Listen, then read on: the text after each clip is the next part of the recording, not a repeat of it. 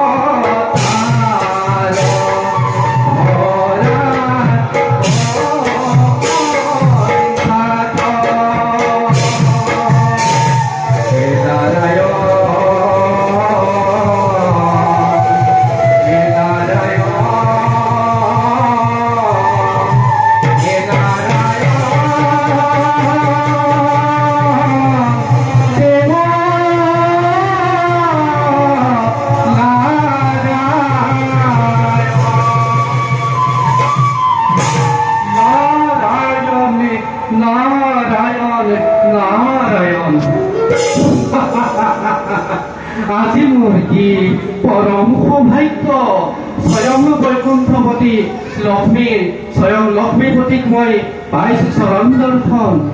হে প্ৰভু কমল লোচন তোমাৰ কি অপাৰ মহিমা।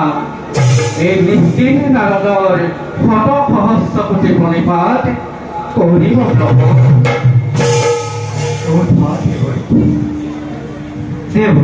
প্রভু তুমি আজি যে মীমাংসার বাবে বৈকুণ্ঠ পুরী লৈ আহিছা, সেই মীমাংসার উত্তর বর্তমান তোমাক দিয়া কারণ তোমাক এই উত্তর দিয়া মানে আমার নতুন লীলার সামরণ করা।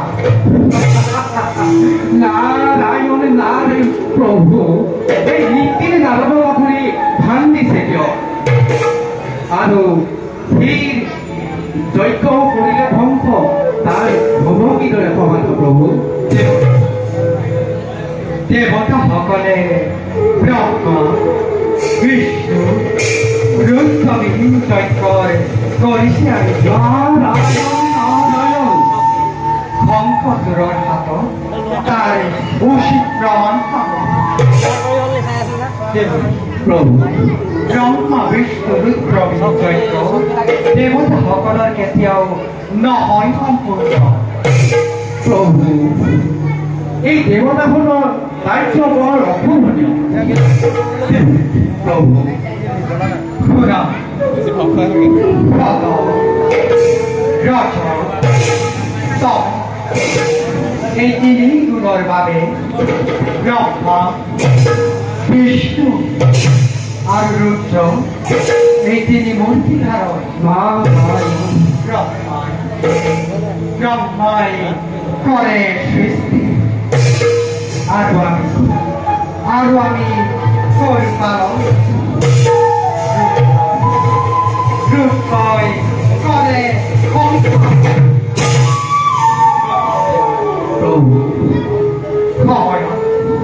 আৱশ্যক হলে এই তিনি কাৰ্য আমি অকলে সমাধান কৰিব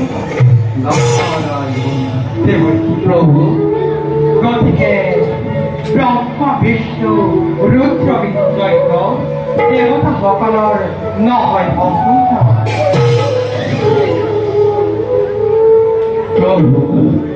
প্ৰভু আজ্ঞা ধিৰে লৈ এবে নিষ্কৃতি নাৰদে মাগিছো বিদায়।